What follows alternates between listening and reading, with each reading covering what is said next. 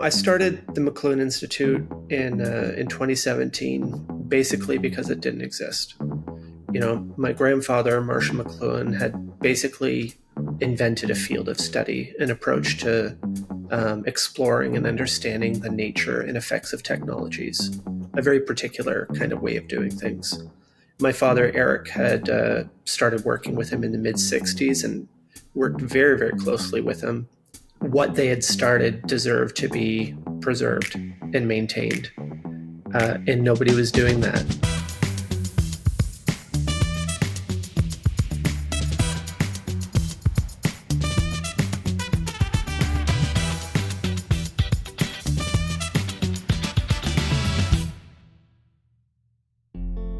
Welcome to the Education Matters podcast. I'm your host, Jason Bucheri, and today's conversation is one that feels deeply personal and really important. My guest is Andrew McLuhan, grandson of Marshall McLuhan and son of Eric McLuhan. As the founder and director of the McLuhan Institute, Andrew is carrying forward a unique intellectual, or perhaps I should say perceptual, lineage. If you've been following this podcast, you know that I see education as the foundation of collective thought and group agency, the very thing that shapes how we think, communicate, and engage with the world. Public education isn't just another system. It's the most vital institution that we have to safeguard democracy and build a world worth living in. And much of my understanding of its significance has been shaped by the work of Marshall McLuhan, who I believe is the greatest Canadian public intellectual. He was a writer, philosopher, and poet of media, and one of the most important thinkers of the 20th century, if not of all time. But Marshall McLuhan wasn't just a scholar, he was a cultural force. In the 1960s and 70s, he was everywhere, shaping the way we think about media and technology. He coined phrases like the medium is the message and the global village, ideas that predicted the internet in ways that would reshape human behavior decades before they became reality. His influence extended far beyond academia. Rock stars and filmmakers sought him out.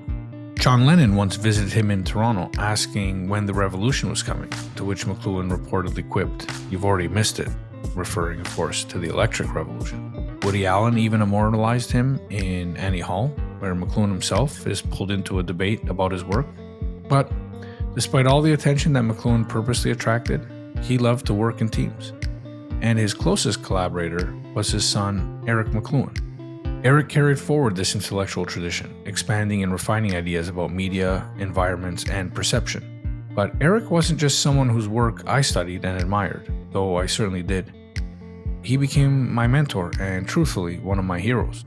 I first met Eric through another great Canadian writer, B.W. Powell, who himself was a former student of Marshall McLuhan and also a friend of Pierre Elliott Trudeau. He's a brilliant thinker in his own right, and his fascinating story will be the focus of a future Education Matters episode. But anyway, Bruce told me that Eric was looking for an assistant to catalog Marshall's personal library, and I obviously jumped at the opportunity. It didn't take long to realize I wasn't particularly suited for the job, because every book I opened to catalog led to hours-long conversations with Eric, and to my surprise, Eric didn't seem to mind at all. I never actually got work done, and he just loved the questions and the discussion. As for the actual cataloging, well, that's where today's story starts. The work I started was later completed by today's guest, who not only saw it through, but ensured the collection was properly preserved at the University of Toronto's Thomas Fisher Rare Books Library, which is available to view for the general public. Andrew wasn't formally trained in literary studies and philosophy like his father and grandfather, and so he didn't initially see himself as part of the McLuhan tradition. But as Andrew will describe in our conversation, in his 30s, something clicked. He immersed himself in his grandfather's personal library, studied alongside Eric, and found himself drawn into the same kind of media and poetic exploration that defined his family's legacy. And without a doubt, Andrew embodies the same visionary qualities that make Eric and Marshall's work so vital today. In our conversation, we explore the origins of thinking like a McLuhan, the contributions of Eric McLuhan in his father's work, the crucial difference between media literacy and media ecology, and the ways in which our technology or media shape not just what we know, but how we know and how we think. We also discuss Andrew's personal journey, how he came to embrace his role in carrying forward his family's legacy, and how he translates their powerful ideas to a new generation of artists, tech entrepreneurs, and students. This is a conversation about technology, education, and perception. But more than that, it's a conversation about what it means to explore the environments we create and inhabit at a time when this is more important than ever. And now, I hope you enjoy my conversation with Andrew McLuhan. Okay, Andrew, thank you for joining the podcast. At this point, I would have given you a proper introduction, but maybe we can start with tell me, first of all, where does this podcast find you? Well, this podcast finds me in Picton, Ontario, at my mom's house because my place, the McLuhan Institute, is picturesquely situated between farms, which is lovely for a setting, not so much for an internet connection. So on occasion, when I need a stronger internet signal, I come in here in town. The internet we have is just good enough for most things, and I kind of like it that way. Just good enough, because if it was that much better, I might be encouraged to do more things, and I'd rather spend my time doing other things sometimes. Well, I've spent a good amount of time there in your workshop / laboratory / library, and maybe we'll get into that. But that what you just said reminds me of something your father told me once around tech, and he said, "Keep it weird, keep it weird." Yeah. Meaning, at least I understood it to mean, keep a little bit at a distance. Don't be so familiar with it that it becomes the environment. So I remember that often. Keep it weird. Learn about the stuff, but use it, but keep it weird. I like that. Yeah, always stuck with me. So, and maybe we can get into a bit of that in the work that I did with Eric McLuhan several years ago. But let's start with you. Can you give the audience a brief overview about yourself and your work? Sure. Well, what's to say? I kind of came at the work later in my life. In my early education, I wasn't that much interested in it, honestly. So I finished high school, and that was even a near thing, but I finished. And I didn't have any desire to go to college or university, really. I just kind of went off and did my own thing and lived life. But it so happened that in my early 30s, I tried to read my family's work when I was younger, when I was a teenager in my 20s, and it just didn't really do anything for me, probably because I didn't understand very much of it at all, see what the big deal was. It just didn't spark anything in me. And oddly enough, for whatever reason, in my early 30s, what happened was my dad needed somebody to go on a trip with him, a speaking trip, and my mom didn't really want to go. So I was definitely interested in a free trip to Europe. And I went with my dad. And for whatever reason, listening to him give his talk, it made sense for, I think, the first time in my life. And that was that pivotal moment, because, when something finally clicks and catches your interest and imagination and understanding, that's a captivating, seductive even thing. So it was all downhill from there. I mean, I just started getting more involved and trying to learn and understand more, and did more and more things. I spent a year and a half studying my grandfather's library, and after that, just kept learning. And I found that I wanted to share what I'd been learning, and sharing it and writing it and teaching it, redigesting it, helped me understand it more. And it's gotten to the point where I kind of do it as my full-time job now, which is great. Amazing. So can you maybe describe the McLuhan Institute that you've set up? Yeah. I started the McLuhan Institute in 2017, basically because it didn't exist. My grandfather, Marshall McLuhan, had basically invented a field of study, an approach to exploring and understanding the nature and effects of technologies, a very particular kind of way of doing things. My father, Eric, had started working with him in the mid-'60s and worked very, very closely with him, as close as you can work with somebody who's not yourself, really. They would complete each other's sentences. They were that on the same wavelength. And when Marshall died in 1980, my father just kept going on his own.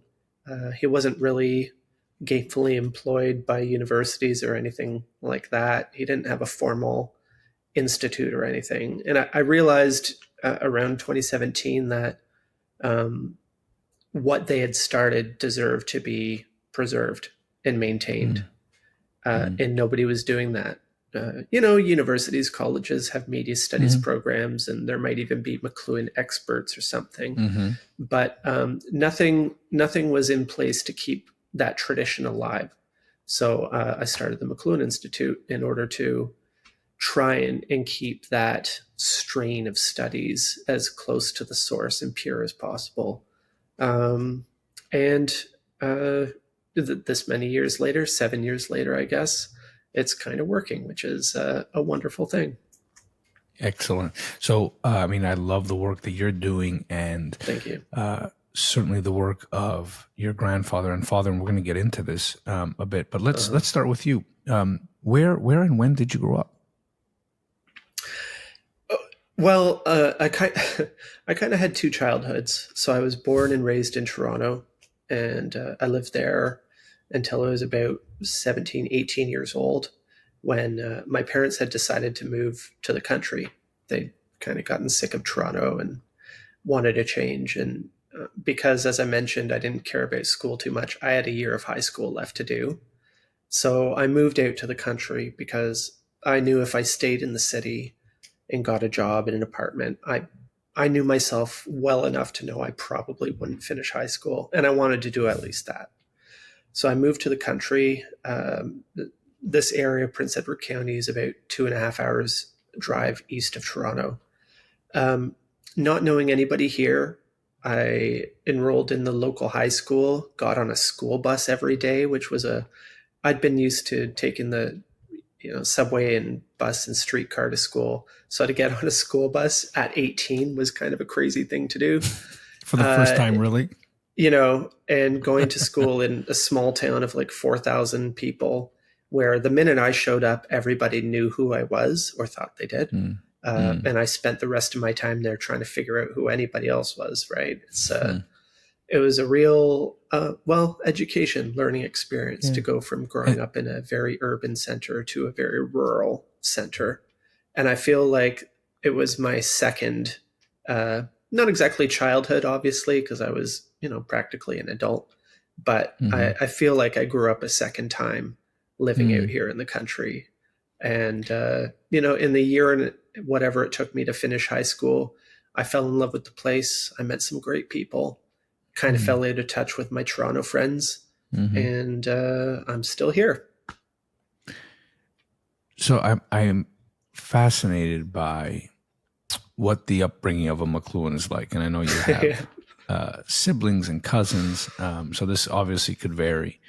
But, take me back to when you were a kid, maybe in Toronto. Yeah. Like, what do you remember about, even the informal education? You've already stated that the formal education didn't feel ever right for you. But what was the informal education like, and what kind of things were you encouraged to do as a younger child?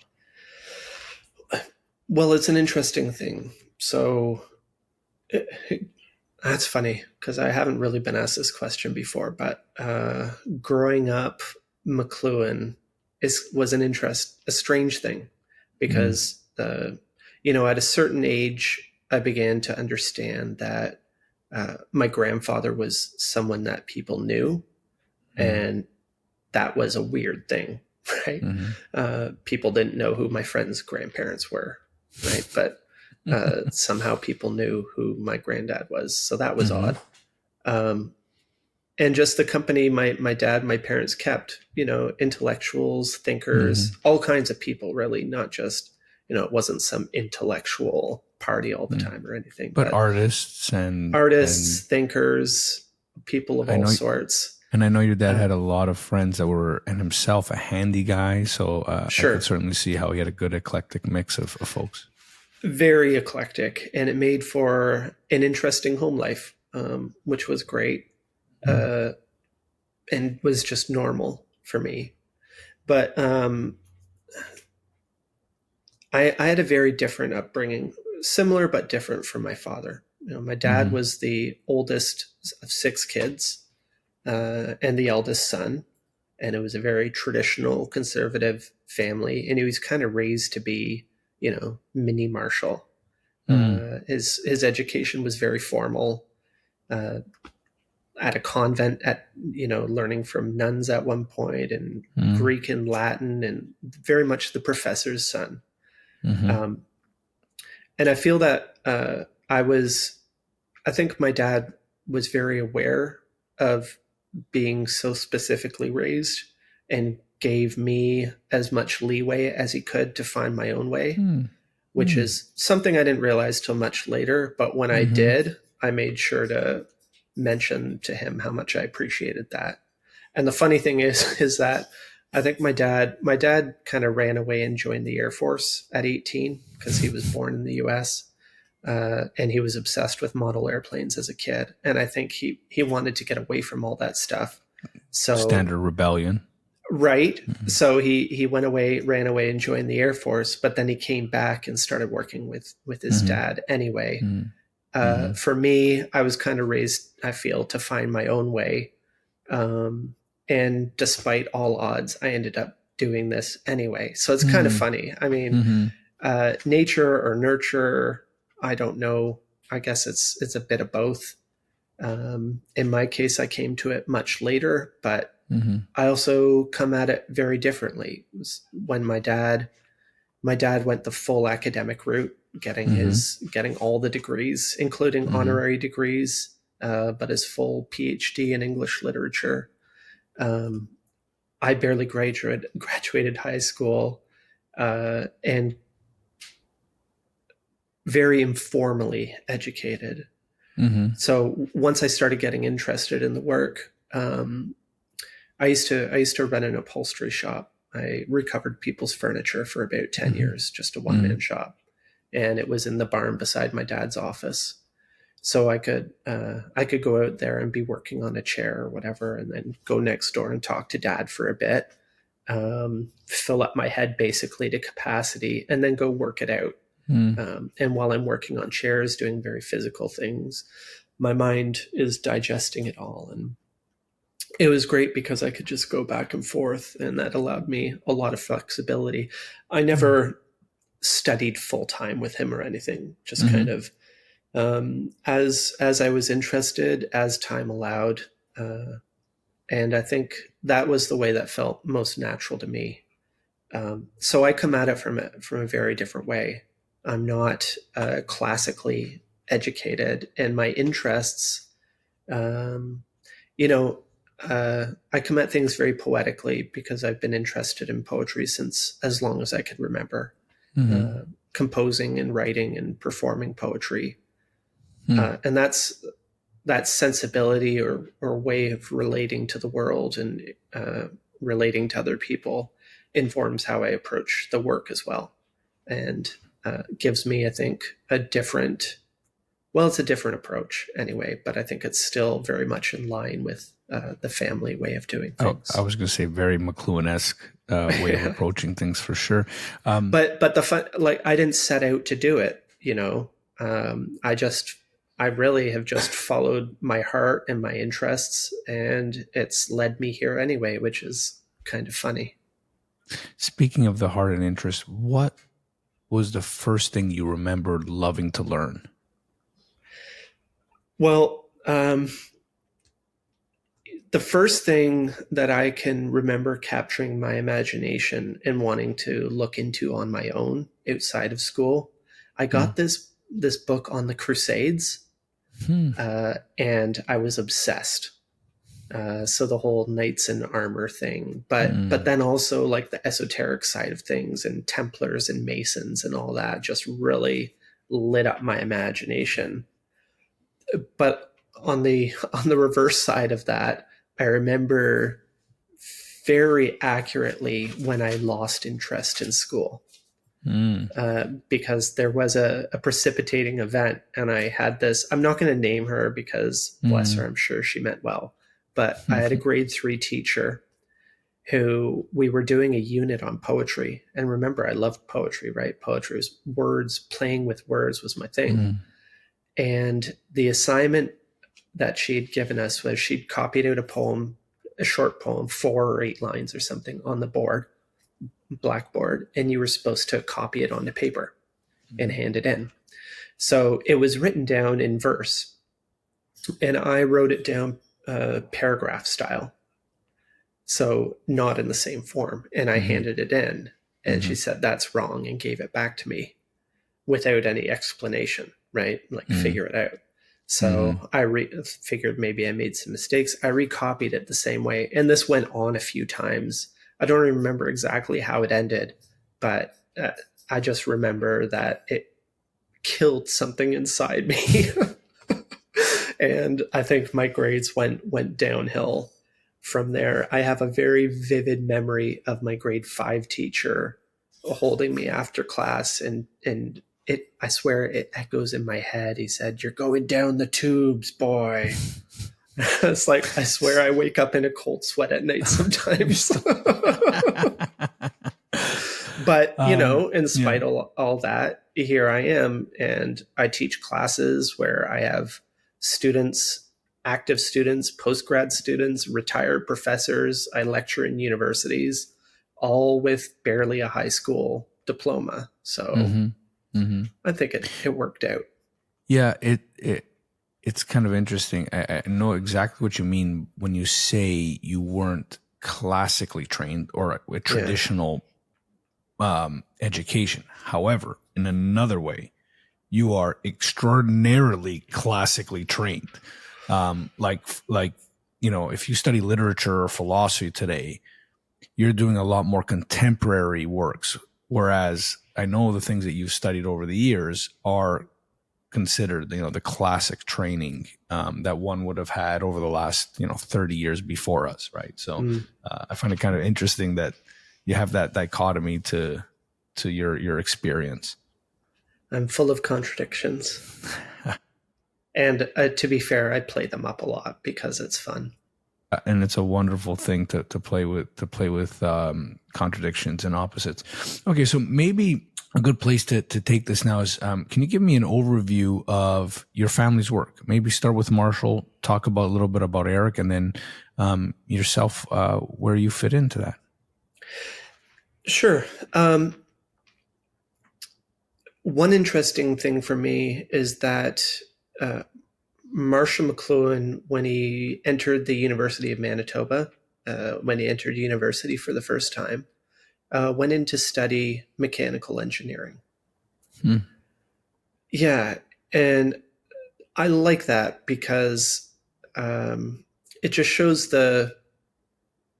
it says a lot about him. It says that he was interested in structure and how things work and components and getting down and dirty with behind the scenes. But it also resonates with me because, like, I come at this from a different place as well, and the funny thing was his mother was Elsie was an elocutionist, which back in was a thing back today. She might more have been an actress or performer of some kind. That's basically what she was. But Marshall went a different direction, or tried to, by going into mechanical engineering for his first year, and the next year switched into liberal arts and followed that for the rest of his career. But and I sometimes wonder if Marshall McLuhan had stayed in mechanical engineering, what his contribution might have been. That's an interesting thought. Another interesting thought along those lines that I have is that after University of Manitoba, he got a scholarship to go to Cambridge University in England, where he studied under Richards and Leavis in English literature and criticism. But I believe it was his second choice. He actually wanted to go to Oxford, but didn't get the scholarship. And I've often wondered what if, just like if he had stayed in mechanical engineering, but more interesting, if he had gone to Oxford and studied English and literature and criticism there, which was a different approach than the new criticism or practical criticism at Cambridge. Very different. What would have been the difference to his later work? It's an interesting thought exercise, but I mean, for me, the short answer is there's no way it would be the same. He's so influenced and takes what they do and really extends it so much. But this might be a discussion for another podcast. Yeah, it does. Yeah. One thing I've learned, and this is, I think, a family tradition as well, is that there are way more ideas or little avenues to follow than any one of us have time for. So what we try to do is find grad students or interested other people that we can give these assignments to, as you know very well, because my dad gave a few to you. He did. But yeah, way, things like that. One quick note, and then I'll let you talk a little bit more about Marshall. I'm just curious if you know.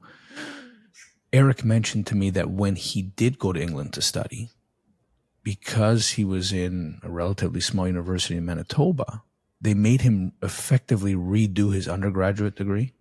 Oh, not effectively. Yeah, they didn't recognize his bachelor degree from Manitoba. So he said something in like a year and a half, 2 years. Yeah. He had already studied most of, let's just call it for short form, the canon of Western literature, and had to do it again. Yeah. And he credits this with one of the main reasons, I guess reasons, but one of the ways he was able to do a lot of this pattern recognition is he had to go over the whole canon again, and he was already familiar with it. So he started doing it in a slightly different way, which I always found super interesting. Yeah, that's an interesting idea, but that's certainly true. The credits were not transferable, not just the credits, but the degree. So they said, fine, you can do your PhD, but you've got to get a proper bachelor's degree first. Proper which he did. British education. Which he did in record time. And his doctorate work, published a few years ago as The Classical Trivium, The Place of Thomas Nash in the Learning of His Time, is just one of the most incredible, really modern works of detective work ever done. It's a wild thing. I assume you've read it, and I also assume that most people listening to this have no idea what we're talking about. But essentially, he was going to do his PhD on this Elizabethan pamphleteer Thomas Nash, but decided, and actually I'm pretty sure T.S. Eliot pointed him down this path, but he decided that in order to look at Thomas Nash properly, he had to look at Thomas Nash in his time and in his place. And when he started to do that, he discovered the inner workings of the trivium in classical education, grammar, rhetoric, and dialectic, and that these different schools of the word kind of were in a bit of a Cold War, sometimes a hot war against each other.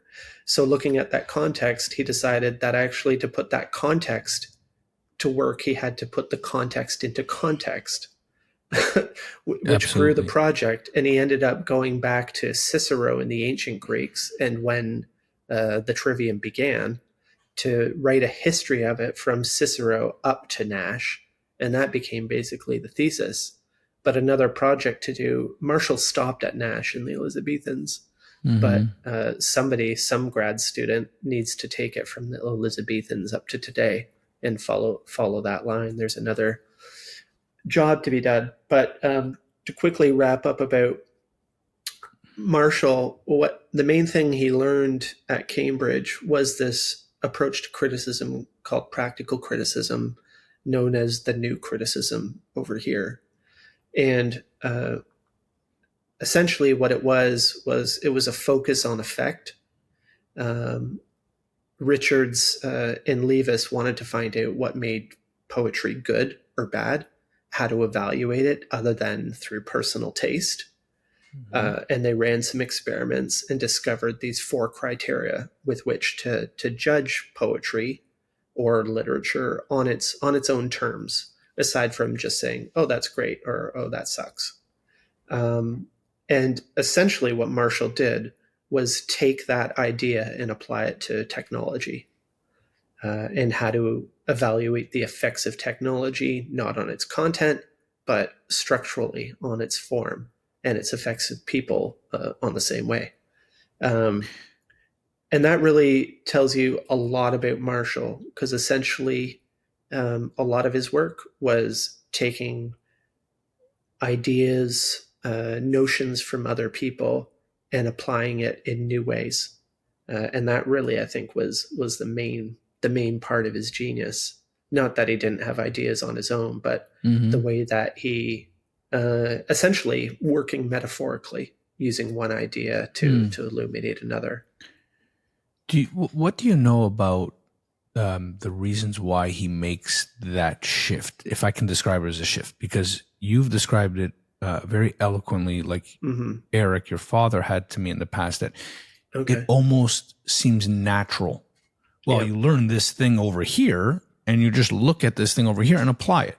But especially in the time, right? Like now we're in a much more interdisciplinary milieu where this is kind of how scholarship is done.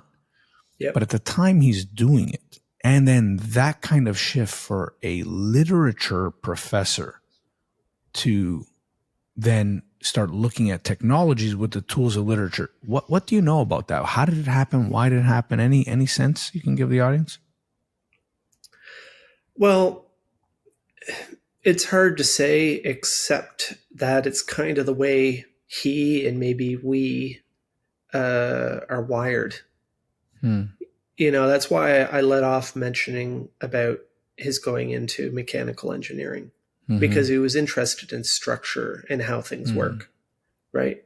And not content to just look at a building and admire its facade or its beauty, but want to know, well, what makes it that way? What's holding it up?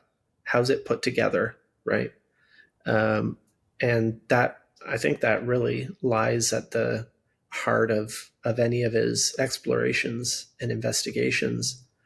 But it is remarkable in the mid 1940s, when he started at University of Toronto, late 1940s, early 1950s, he gets together with Edmund Carpenter, who was an anthropologist also at the University of Toronto.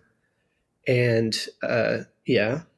They're you see me smile. They're my favorite duo. I love Carpenter's work. I love, and it's almost indistinguishable who's what writing a tag team. What. Yeah, for sure. Yeah, and same goes with Marshall and Eric. You know, but again, this is metaphorical working, right? It's bridging, using one way to understand another, using anthropology or economics or communications to understand technology more broadly. And together they applied for and won a Ford Foundation grant. Interdisciplinary work was kind of the new hot thing, especially with regard to communication. And the Ford Foundation, Rockefeller, were giving out grants left and right to do this kind of thing. They won a grant to do something in Toronto and establish something called the Culture and Communication, I think it was, seminar, where they brought together various people to discuss communication.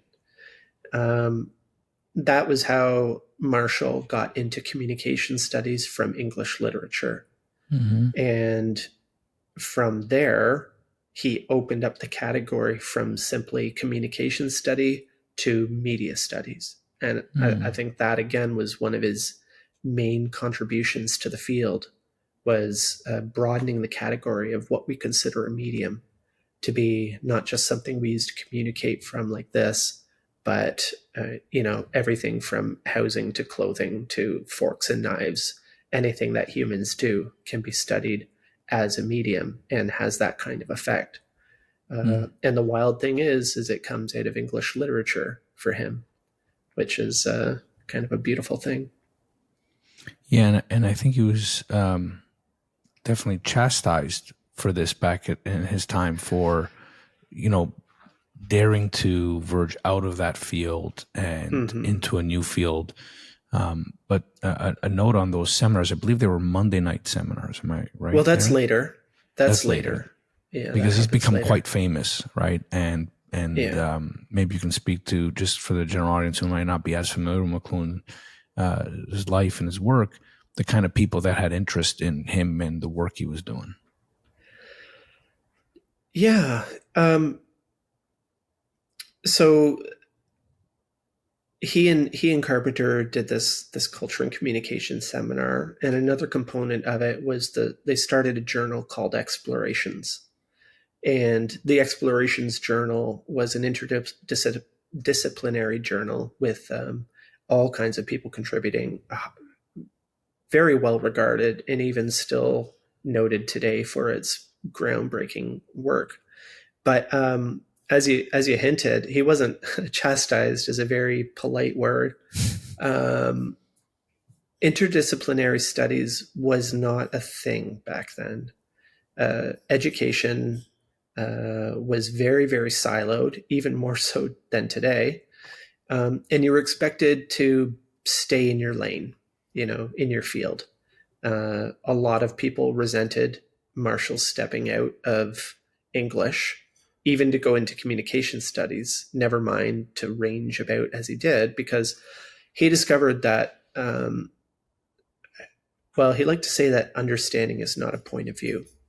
And I think what he meant by that is that one single perspective only gives you one degree of understanding. If you want a more full understanding, you have to look at it, understand it, probe it, explore it from different angles. And each of these different arts and sciences were different ways of knowing, different ways of experiencing, can tell you different things. So that's why they started this interdisciplinary thing in the first place, and how it grew, beyond communication.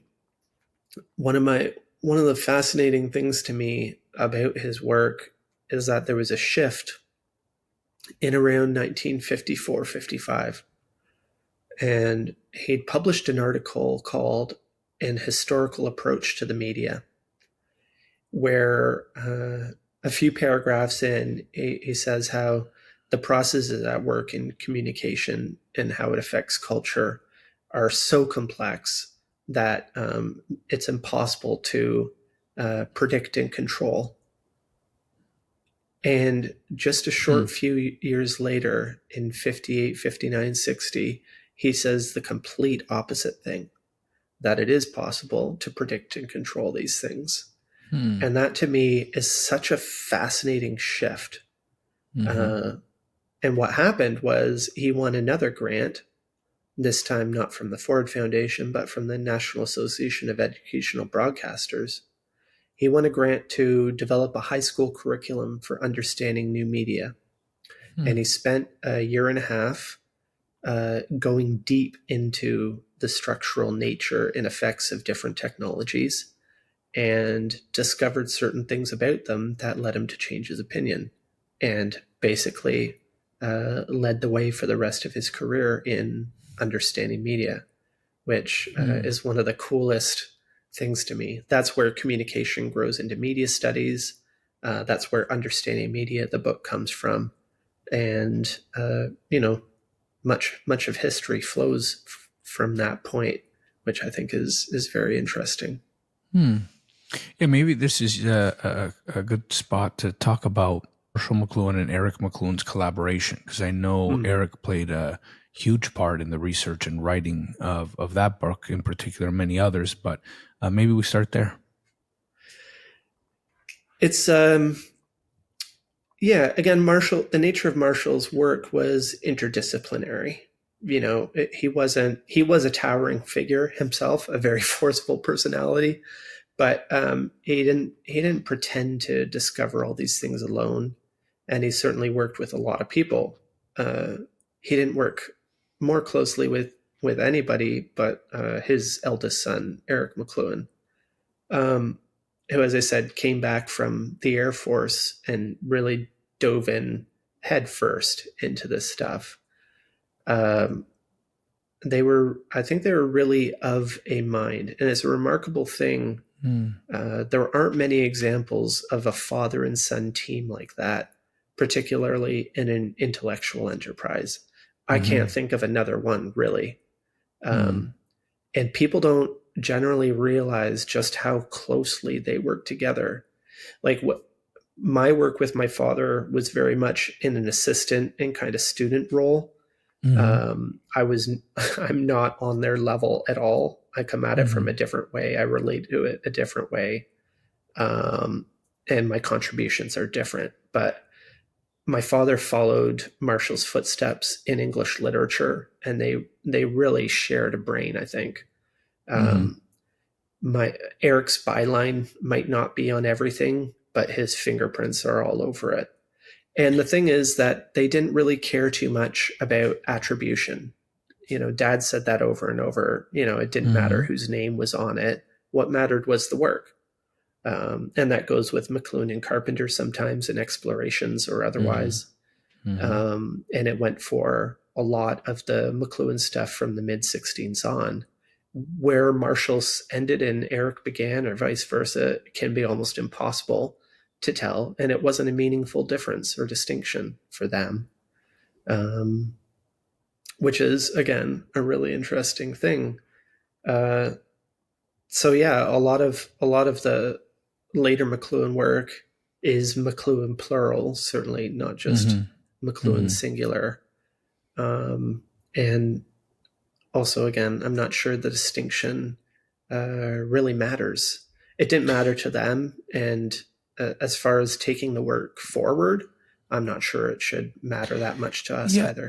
I don't think it matters insofar that there's an exploration into the dynamic that you talked about that's pretty rare, right? Like for me, that what makes it undoubtable or unquestionable that they work together, and how heavy of an influence Eric also has on Marshall. I think the other way around seems, obviously evident, right? Yeah. But to me, and you might dispute this, but Laws of Media is my favorite work.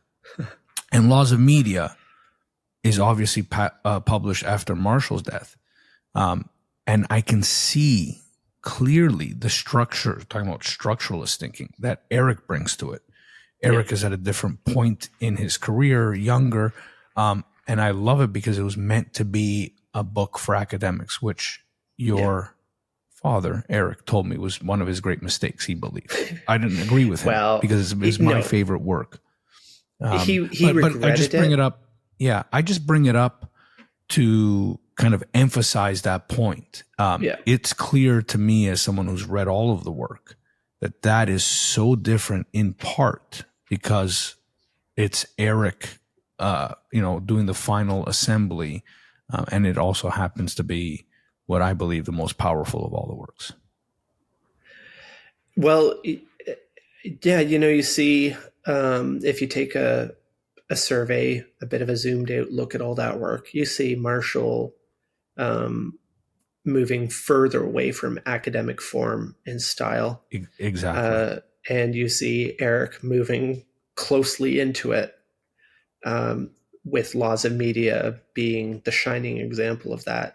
Why he said he regretted it was only because the more academic you make something, the narrower you make the audience. And why I think he regretted it was because the academic audience doesn't really care about this stuff. Really.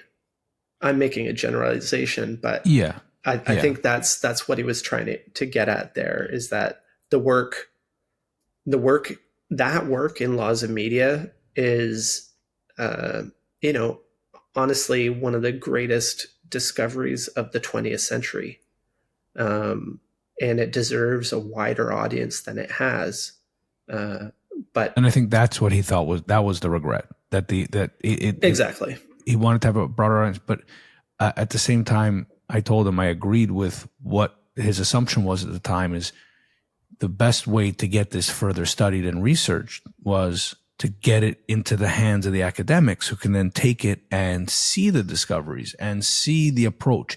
And one of the most remarkable things I found in speaking with Eric was that as much as he was proud of his work, was like it obviously was his life's work, but he had no kind of false pride around it, right? It's a weird thing to say. He's proud of the work, but like he said, if someone found other laws or contradicted, like that's what he wanted. That's why they put it out to the academic audience.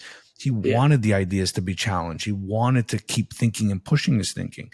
And I think when the response was pretty dull, that was what made him kind of regret it a bit. Yeah, well, he was like his father. He was an explorer, not a colonist. So that kind of stuff didn't really, for the most part, matter to him. Like awards and things that he won sit dusty and tucked away in corners of his office, not hung around the wall behind his desk or stuff like that. Like he doesn't care. I actually never saw one. Yeah, and he had several. That didn't matter. That didn't matter as much to him. He only cared about it in as far as it was a means to further ends. That the degrees meant that he could get taken seriously by an academic publisher like U of T Press, who published Laws of Media, and that publishing the material through an academic press meant that it had to be reckoned with on that level. You can't just dismiss it because, it's gone through that process and it's legit. Obviously, I don't care as much for that stuff. What matters, again, I think I'm more of the discovery and exploratory mindset than caring too much about the other stuff, except that it's means to ends. Let me bring another through line between the three of you that I'd like you to kind of talk about here is I think you're all three very committed educators. Marshall, to my understanding, almost always taught an intro course to stay close to the younger generation of students. He could have easily just taught graduate school courses. Eric taught at the Harris Institute for years, a really interesting place for him. And I not only sat in, but guest lectured with him there. Did you? I did. I did on acoustic ecology. I gave a little seminar, little workshop on that with him. And I see the same, obviously, in the work that you're doing, teaching understanding media. So let's pivot to that aspect of the through line as educators, the three McLuhan educators. But I think the best way to start, but please take this in any direction you want, is let's talk about the medium as the message and understanding media. So the audience here is going to be an educator audience. I don't know how familiar they will be with Marshall's work. Certainly the Canadian portion of the audience will know the name and know the aphorism.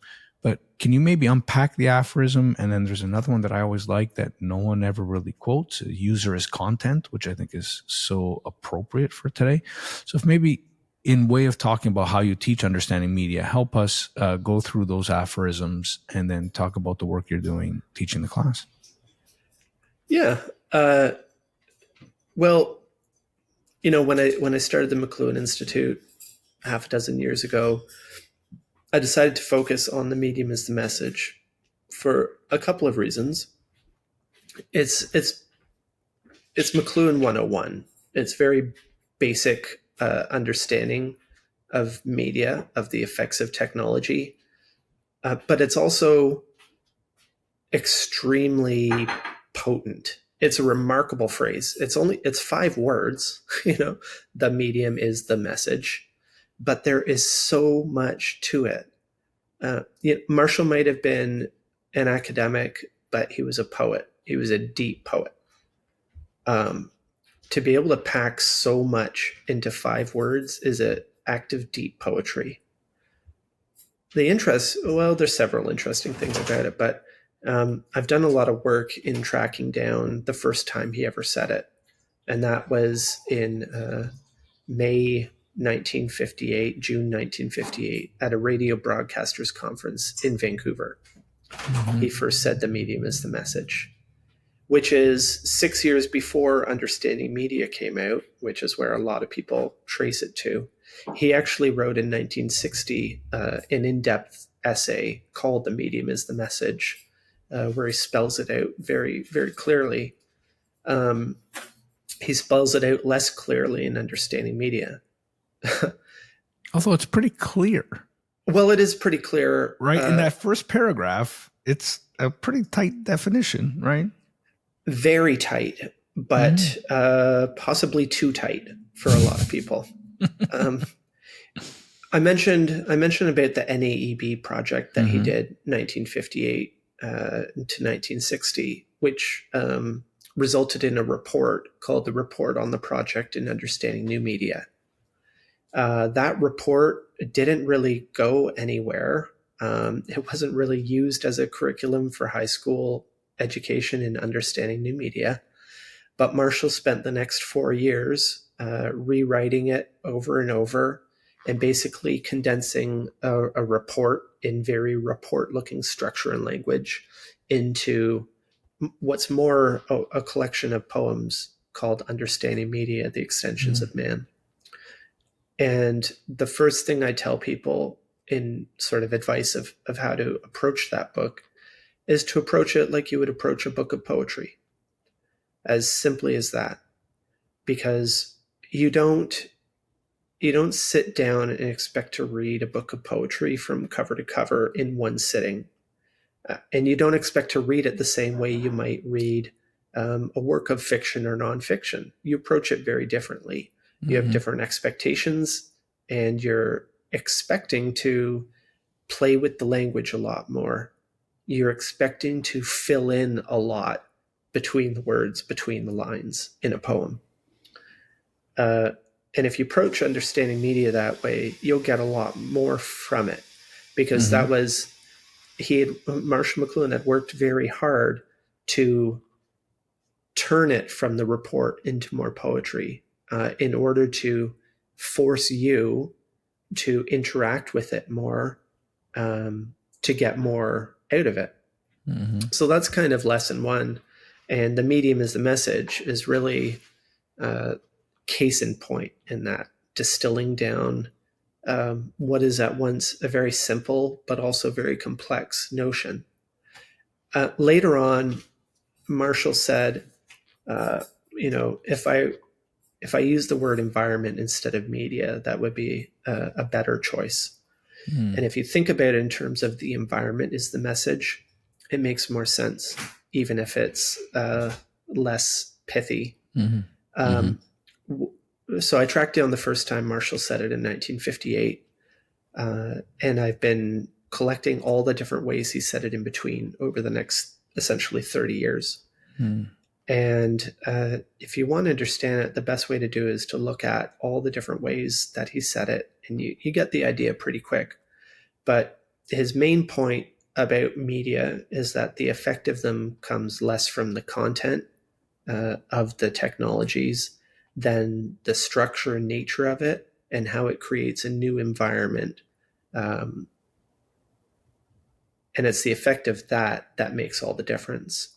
So with something like Zoom, for example, it's less what you and I might have a meeting, or we could be talking about dinky cars or Pokemon or media studies. But the fact that we can have this conversation separated from by a few hundred kilometers or half a world around in an instant, and what that means for work, for life, for education, has so much to do with the structure of the situation than the content of the situation. And in fact, the kind of second point to that is that the user is content, that we are really the content of any environment. And, without content, one of the easiest ways to try and understand a technology is to disregard the content.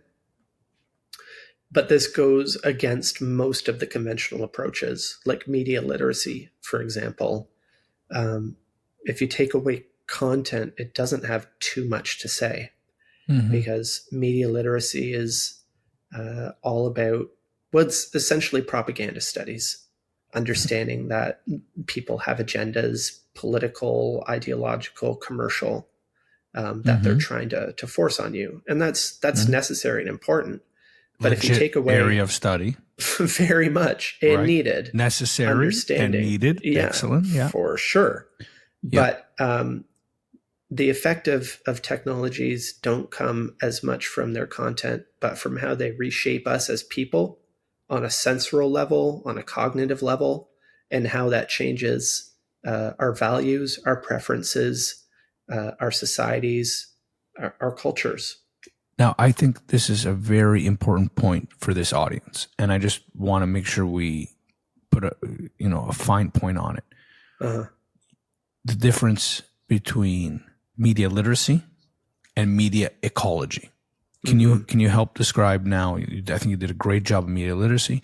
Can you help describe the field that essentially your father and grandfather create? Well, just as there are many media literacies, it's MIL, right? Media and information literacy, or digital media literacy, all these different things. There are also, I think, media ecologies. There are different approaches to what that means. But on one side of things, they define media ecology as the study of media as environments. On another side, my father said, media ecology is not a spectator sport. I love that line. In other words, it's not a field of study as much as a field of action, which is a very different thing. Ecology entails action. If you have a polluted lake and fish are dying, you can study it all you want, but studying isn't going to stop the fish from dying. If you want to you got to address an environmental problem if you want to change it. And the way to address it is environmentally, right? So media ecology versus it's not even versus, they're different.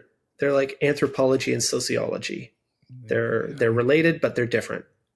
Right. And they're both necessary and both have their points. But media literacy really addresses the content, and media ecology really addresses the form. So excellent. Another way that to look at it is that propaganda changes people's minds, and media change people. That's beautiful. And I think for this audience in particular, I want to just let that resonate with them. Because there is a lot of media literacy. And, we both have kids around the same age in elementary school, and we know that's important. The other thing that's starting to creep in is the impact of these technologies. So we're both here in Ontario, Canada, and the ministry just banned cell phone use. Many schools have been banning it because of how disruptive it was to the learning environment. Yeah. So they are living through this, big shift in media ecology that's impacting the classroom. So I think it's an important thing for educators to understand that key difference that you just pointed out. Do you have, and actually, let me go this way. So we'll kind of go from understanding media now to City as classroom, because I think, it's a big jump and there's a lot in between that we're skipping over, but for sake of time here, I do want to kind of help the educators situate why your work, your family's work is so important. I think always has been, in particular for education. So I also believe that was an NEAB report then becomes, I think, the ground from which your father, Marshall McLuhan, and Catherine Hutchin write City as Classroom. You mentioned something about banning cell phone use in school. It's interesting because some schools are like places will ban TikTok and a place will ban cell phones. And it's almost the media literacy versus media ecology approach. And I liken it to, when a couple decades ago when they realized that smoking indoors was a bad thing, right? They would create a non-smoking section in the restaurant, right? As if that made a big difference, but this is the ecology thing, right? It's like the absurdity of just making a non-smoking section as if that's the same as having a non-smoking restaurant, right? So banning TikTok is like creating a non-smoking section in the restaurant. Uh, it's not really a great solution. On the other hand, banning smartphones from the school is like making a non-smoking restaurant. It's a better step. It's a little blunt, but it doesn't go all the way. Okay, so you ban the smartphone from the school, and that takes care of 6 hours of the day. But if you look at the statistics, which I did, the average American between 8 and 18 spends upwards of 16 hours a day on screen devices, smartphones, computers, whatever. Now, here's the catch: for non-educational purposes is how they phrase the statistic, as if if you're looking at educational content on the smartphone, it's better than if you're just watching YouTube. Well, that is to completely understand, that's to think that the content is the message, but the effect doesn't come from the content. But what can you do about it? I think, steps are good. I think we're making progress. But to your question about City's Classroom was a book Marshall and Eric McLuhan did in the later 1970s with a co-author, Catherine Hutchin, who was a high school educator. And it was another kind of kick of the can at creating a media studies curriculum for high school students. Just like the NEEB report, it didn't quite catch on. One of the main reasons for that is that the book asked a lot of questions and provided no answers. Teachers were used to textbooks where you could flip to the end and see the answer so you could mark your grades. But this was not the method of education that the McLuhans followed or that they felt was helpful in our age at getting at the answers that we want to get at. And I also think on like page 1, it says, get out of the classroom, right? So that's a very different approach than, especially in the, late 80s, right? That it was published, or maybe 70, earlier than that. 78, 79. Late 70s, right? Yeah. Even better, late 70s, right? Where you're in like the heyday of rows and testing and, very structured classrooms. Yeah, but the difficulty, which Marshall understood decades before, was that in the 20th century, there's more information more readily available outside the classroom than in. Given that fact, he liked to cite somebody saying that, why would I go to school and interrupt my education? The whole reason that schools started was because the opposite was true, that information was scarce and hard to obtain. So they centralized it. They put it all in one place, and you could go to university, and your choice was university or priesthood if you wanted to be educated. But that situation reversed. Most notably by the 20th century, it was a ridiculous assumption. So they instead switched to empowering students to be able to find the answers for themselves. One of the main techniques that book rests on is this thing called figure and ground. And figure and ground were terms from Gestalt psychology in the early 20th century, used to describe the structure of visible phenomena. It's how I think Edgar Rubin put it. And again, in Marshall's brilliant stroke, he took Hmm. that and applied it more broadly, and instead used the terms to describe, I think you could say, invisible phenomena. So where in Gestalt terms, like, or in painting, you might think of a painted work and the figure is kind of the object of attention, and then you have a background with a frame around it. But in order to study the structure of the entire situation, you have to look even beyond the frame. Hmm. So the ground, the figure becomes the area of attention, the object of study, and the ground is essentially the area of inattention. It's all the other things that make up part of the situation or environment or medium or ground. And I teach this class for kids that's developed out of Cydia's classroom, Hmm. and it's I do it for as young as grades 5 and 6, and it's actually a lot of fun. Essentially, it goes like this. I go into a classroom and I have a whiteboard or a blackboard, and we talk about the smartphone. So in the middle of the board, I'll write smartphone. And then so that's our area of attention. And I say to the kids, in order for the smartphone to work, what do you need? Hmm. And this is great. 99% of the class can get involved, except for the most painfully shy or, Hmm.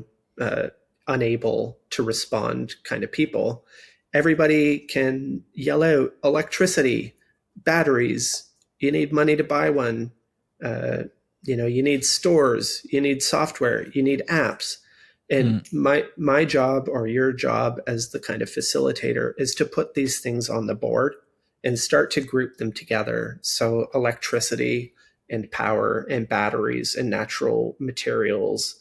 And then you also have like research and development, you have manufacturing, mining, assembly, labor, all of these things. And you can do this for half an hour going around the classroom and putting things on the board, showing how they relate to each other. But all these things are the environment or ground or medium of the smartphone, which are the supporting structure for this device.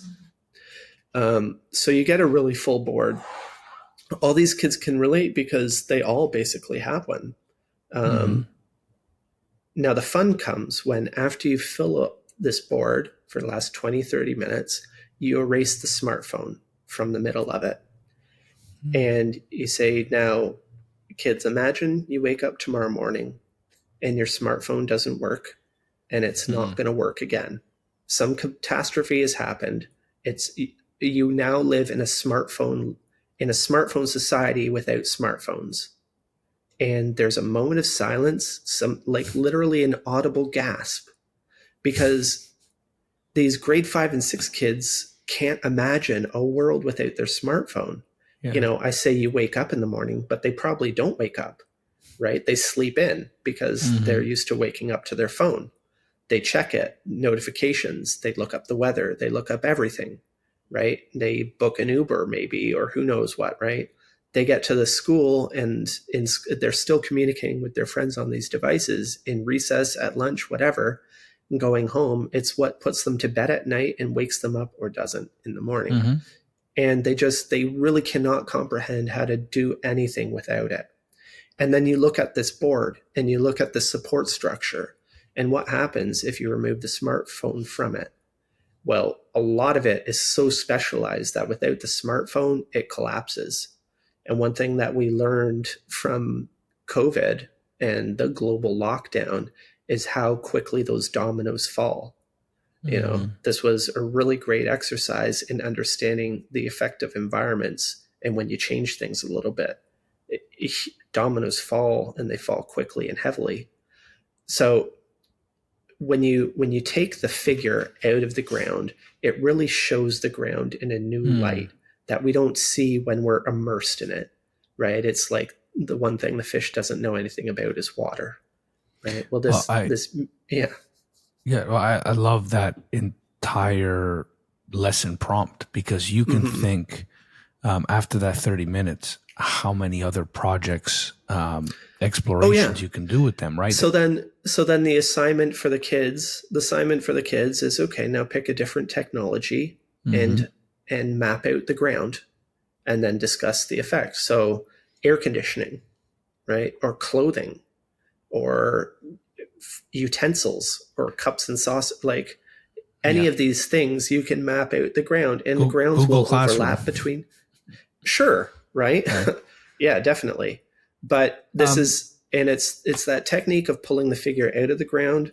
Mm-hmm. It's that audible the gasp, I should say, Mm-hmm. grasp, that lets you know how dependent we've become on these things emotionally, how emotionally invested we are on these things which we take for granted.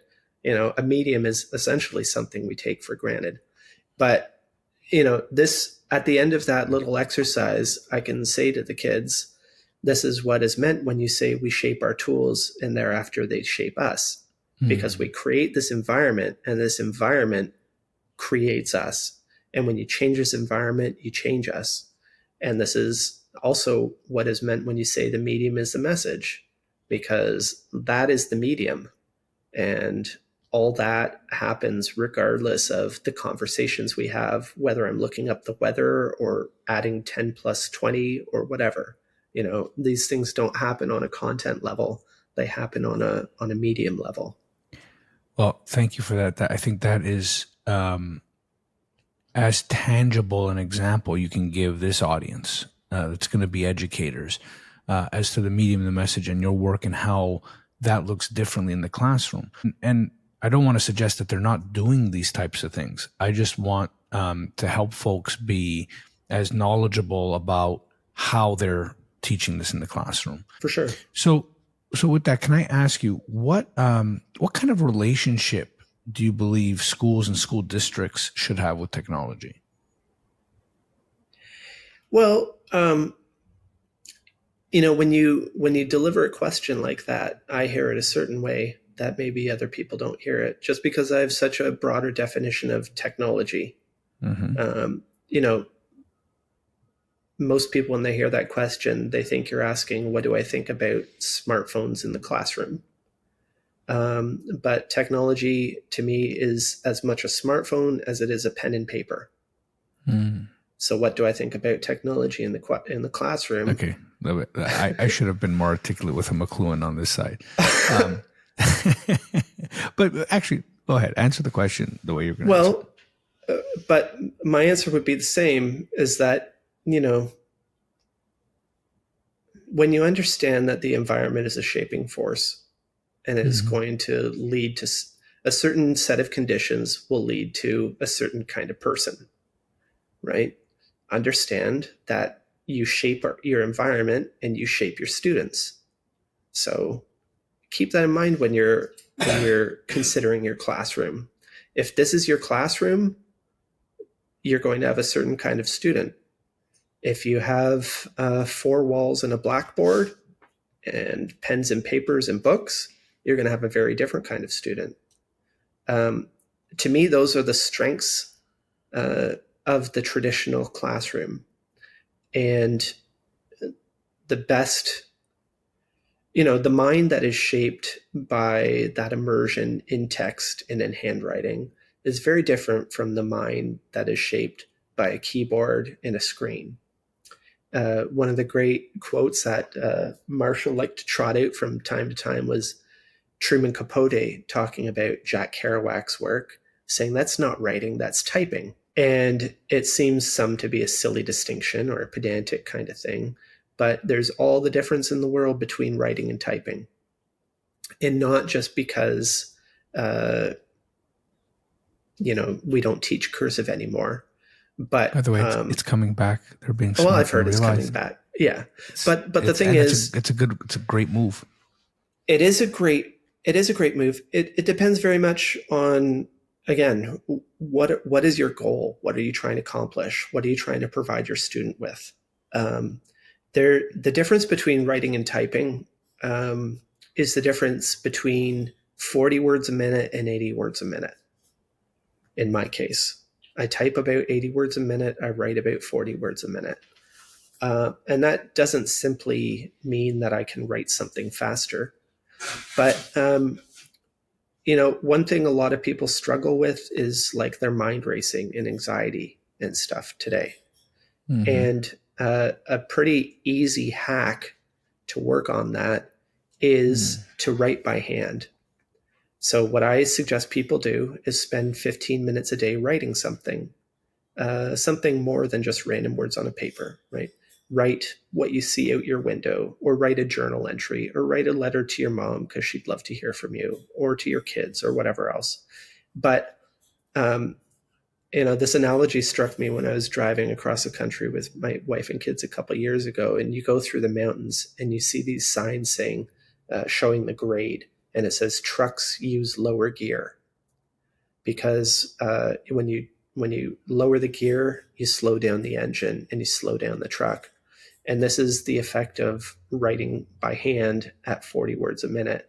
Because in order to write a connected anything for 15 minutes, you have to slow down your mind, or you're just going to get gibberish. And that accumulates over, if you do that for 15 minutes a day for a couple of weeks, you're going to notice a difference. So this is what, it's not about calligraphy or penmanship or anything else. It's about the effect. So probably the number one recommendation I would have for teachers, and your kids aren't going to like it, but get them to write something, even 5 minutes in your classroom a day. Start there. Start. Now, I'm kind and of the other point to make about that. Sorry to interrupt, but no, go ahead. The most ridiculous thing I hear and see, and my kids are 8 and 10, and see in their classrooms, is this insane notion of teaching literacy on screens. Because the same way that your hand writes at 40 words a minute and types at 80, those are my numbers. You might be slower or faster. Mm-hmm. The eye behaves differently reading on a screen and reading on a page. And it's just as big a difference as with the hand versus writing versus typing, because it has a completely different cognitive effect. On the page, your eye and your mind behave differently than on the screen. And the benefits of literacy are the cognitive benefits and how it shapes and molds your brain. The screen, you tend to skip and skim and look for patterns, where on the page you tend to make more connections and read more fully and deeply, immersively. Very, very different things. So teaching literacy is not simply teaching people to be able to read. It's creating the habits of literacy and the reader, which is a very different thing. And so a couple of things. I just want to point out that there's some real strong science behind this now. Some books published that we'll share. Share in the notes. I know one I spoke with your father about. I believe it was called Proust and the Squid: The Science of Reading in the Brain by Marian Wolf. Yeah. But then there's been some just published within the last couple of years. They escape me right now, but I'll make sure they're in the liner notes for this podcast, because I do not believe the systems understand this clearly enough. There are lots of ways that digital technologies create efficiencies. This is not an efficiency we want. The other thing I was saying is I kind of got some tears to my eyes because you reminded me very much of your father. With those kind of insights is what he would give to me. So I love that idea. For a lot of folks that I know, just anecdotally that I'm talking to, struggle with exactly that issue. Their mind's racing, their anxiety's racing. And I love how you take your understanding of media ecology, the impact of it on the individual you want to create in the mind, and have a beautiful, simple solution, which is the kind of stuff Eric would challenge me with and propose to me all the time. So I think you are wonderfully in line with your lineage and the way you're thinking about these things and the kind of practical application. That's also the other thing that I really discovered in working with your dad over those few years is it was so much of it was driven by practical things. Yeah. One of which I still take to this day and I repeat, and it's starting to get traction, by the way, in the US and globally, but your dad was 20 years ahead of it, was one of the most fundamental things we can do, he said, was create like an FDA, like a Federal Drug Association, the state Ministry of Health or whatever it is here in Canada, to at least test technologies, think about their environments, think about their impacts, and in the very least, provide warnings. I just saw just this morning, former President Obama tweeted, texted something to that effect, that there should be warnings on tech.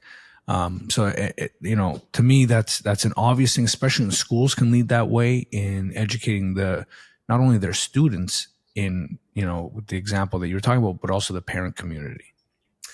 It is very encouraging.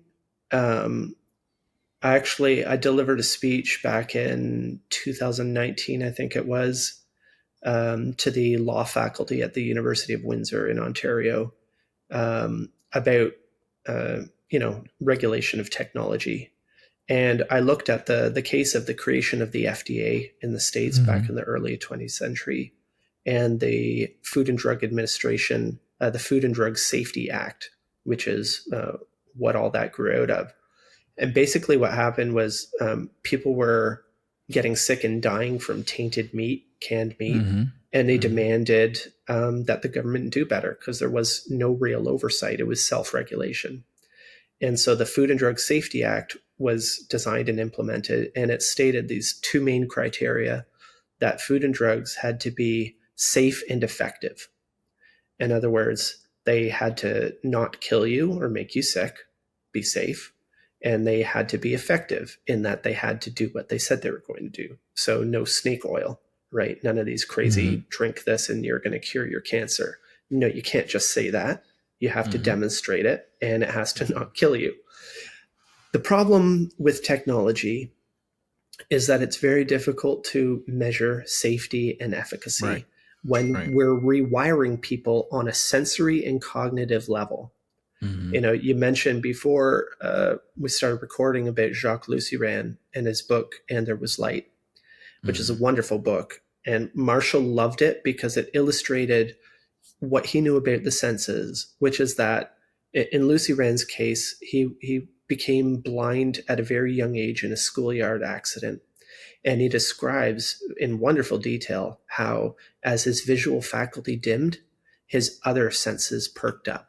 His sense of hearing became more acute, his sense of touch, all his other senses filled in the blank left by the loss of his sight. And this goes to demonstrate that our senses don't exist in a vacuum, but work as a system. And to affect one sense is to affect all senses. Not only that, but we are essentially the sum of our senses. Okay. If you think about that stark contrast between somebody who can't see and somebody who can, the person who can't see doesn't care about what's behind me on this shelf, doesn't care about the color of the walls, doesn't care that I have a design on my t-shirt or that it's white or, that I have my hair cut or whatever. They have a completely different set of preferences and values because of their sensory makeup, okay, than a visual person.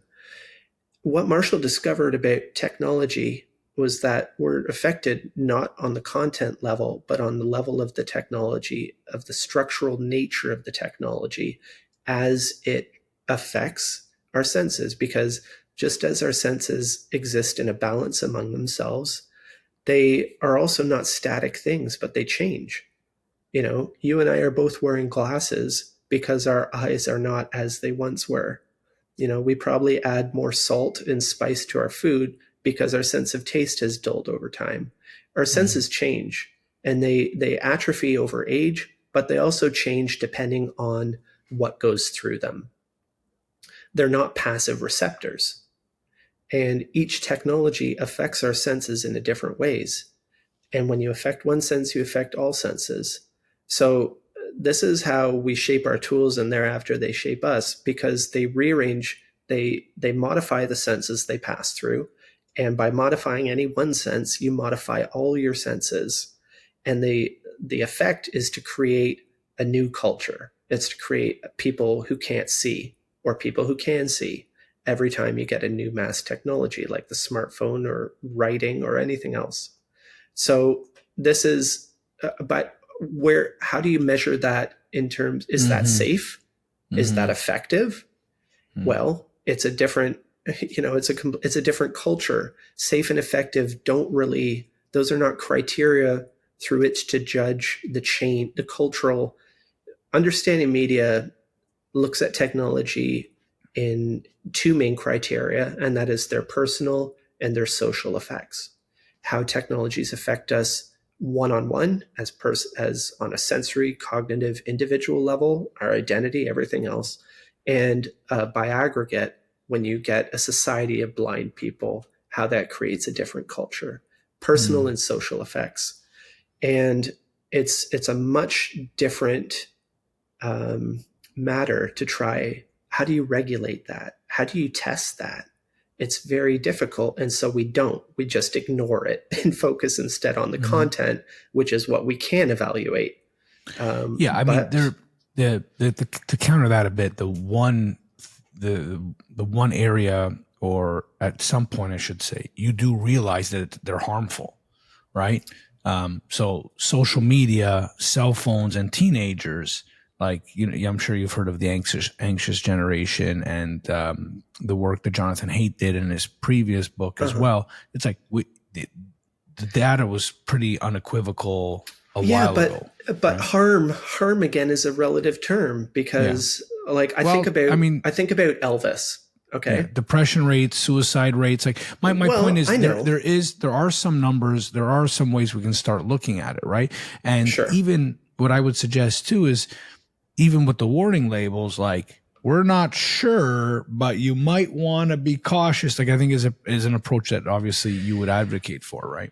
And it would be enough if Congress understood that the medium is the message, and understood that these things reshape us on those fundamental levels. But all of these hearings and everything else are all muddied down in content, which the tech companies are happy about, because you can argue that all day long. But the thing that gives me some measure of hope is there may just come a point when we get pissed off enough that we demand meaningful change, because we're going to realize pretty quickly that just banning TikTok or smartphones from school isn't solving the problem. And I come back again to the case of the FDA. Pfizer, Bayer, any of these large pharmaceutical companies, you better believe they fought it tooth and nail, because nobody wants to delay their product going to market. Nobody wants to incur extra expense doing it. The amount of expense a drug company has to do to get a new drug through to market is insane. However, none of them are hurting for profits. They're making money hand over fist still. And the same will apply to technology companies. Yes, it's going to mean a lot more rigorous work on the back end before they bring things out, but they're still going to make money hand over fist. So I really do believe it's inevitable, if we survive at all, that we will find ways to put some kinds of backstops. But one of the main difficulties is that innovation moves at the speed of light and regulation moves at the speed of paper. Agreed. That, however, is, I think, its saving grace too, and how regulation, just as its slow form, is the best backstop we have, because we need to slow things down. So we're getting to the end of the time, but on this note, let me ask this question, because it's really one of the reasons I'm doing this podcast, is because I don't think the locus for change is going to be legislation. It's too slow. But I do think the education system writ large across North America here, which is really my focus, can be a good stopgap, because things can move faster there. And I think there's a lot of desire amongst the educators I know, amongst the superintendents I know, to be more proactive in helping their communities. So if you had a magic wand, what would you do to change the education system tomorrow? Oh boy, that's That's a good question. I mean, so how to change anything, you know, meaningful change. Like my father and grandfather, I'm interested less in theory, uh, less than either in improving things than in doing things, right? So it's great that we have science backing up this kind of stuff. You could just try writing for 15 minutes a day and see what happens, you know, find out, mess around and find out is the polite way of saying it. Um, if we wait for governments, we're going to be waiting forever. And if we wait for change in any of the big systems, the education system or government or whatever, I think the same result. This is why Marshall McLuhan left, even though he was an English teacher for his entire career, he left the academy behind and went into the public to do this stuff because he realized that his area of efficacy was so narrow in the academy, important, but narrow, and that if you want to change the world, you've got to get out into the world. So, you know, that's why I do the teaching that I do online, guest lecturing in classes. I'm kind of the ultimate outsider insider in a funny kind of way. If I had a magic wand, and remember, it's all powerful, right? And it's all powerful. Yeah, magic. You get to do whatever you want. Well, you know, I almost can't even imagine. You know, I'm so used to thinking of what are actually achievable things, and waving a magic wand just isn't it. You know, really, probably the best thing that would happen would be if smartphones didn't work anymore. You know, it would wake people up quick. It's like what happens when the power goes out across a city for more than a couple hours. You realize pretty quickly how dependent we are on those things, and how it gets pretty medieval pretty quickly when, you know, you lose power or internet or anything else, right? I think we dodged some serious bullets with the COVID thing that could have gotten really ugly. But somehow, you know, this infrastructure held together with chewing gum and Band-Aids, and we're still here. But nobody wants a cataclysm, you know. That's right. Even though that's probably what it would take to wake us up from it. One thing I would love to do. Part of the reason I asked the question is to get us out of our practical minded thinking, because it is my firm belief that it's going to take bold and ambitious action. And I feel, and you kind of are evidence of it, that because we've been so head down in trying to make incremental change, I think we're, as at least those of us in the education space that want to make the change, are struggling to articulate what the bold action is, even if we could do it. So let me ask you again. You have all power. Andrew is education czar for a day for Canada. What does he do? Well, to answer the magic wand question, I think I would wave that magic wand and the teachers and administrators would disappear. Like send them to Hawaii, send them on vacation or something. I think they would like that part of it. And put the kids in charge.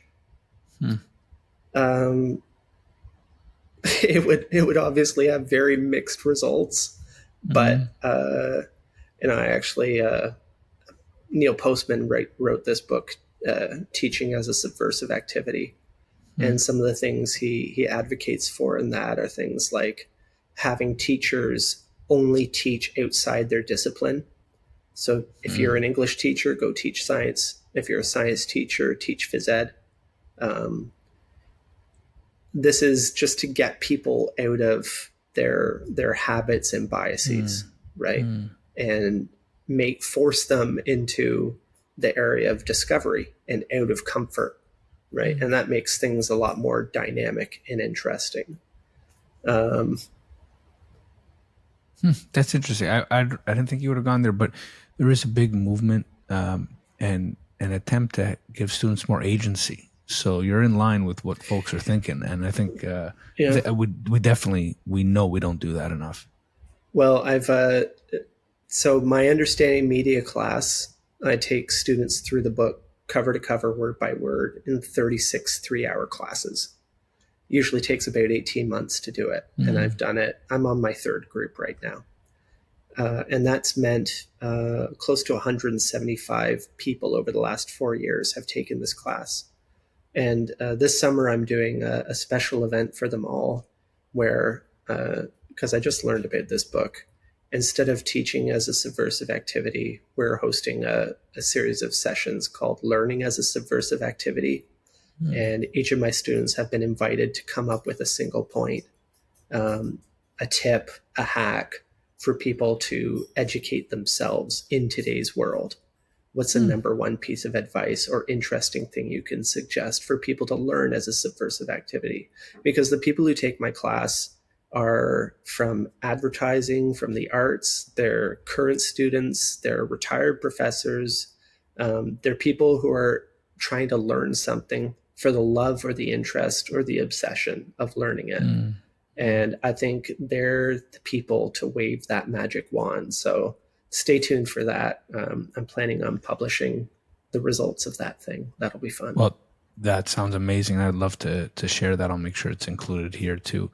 So with that, sir, thank you. One final question. If you can recommend a book, a podcast, a music album to teachers or administrators, what would that be? For what purpose? You get to decide. It could be Understanding Media, which I'll recommend for you, so you can pick something else. Understanding Media is a lot of fun. Besides Understanding Media is so much fun, and with the few things I've told you about it, you'll have a better chance at getting something from it. Marshall McLuhan's Playboy interview is great. Checking out McLuhan on YouTube or audio or video is an interesting way to experience it rather than the written form. But I'd recommend Edgar Allan Poe's Descent into the Maelstrom. Oh, lovely choice. Lovely choice. Yeah, that's a good one. Read between the lines on that. Use it as a metaphor for the technological experience and how to get out of it. Well, I wrote on my McLuhan newsletter, I wrote I serialized a thing I did called Maelstrom Escape Strategies. Oh, lovely.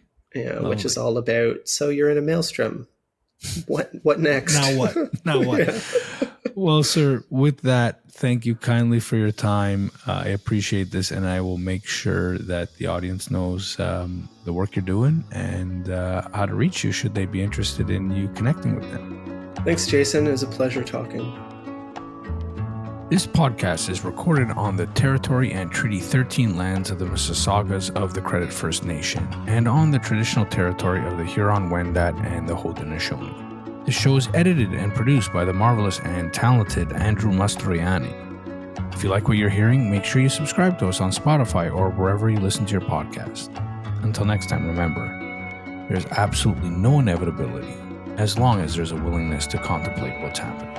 I'm your host, Jason Bucheri. Until next time.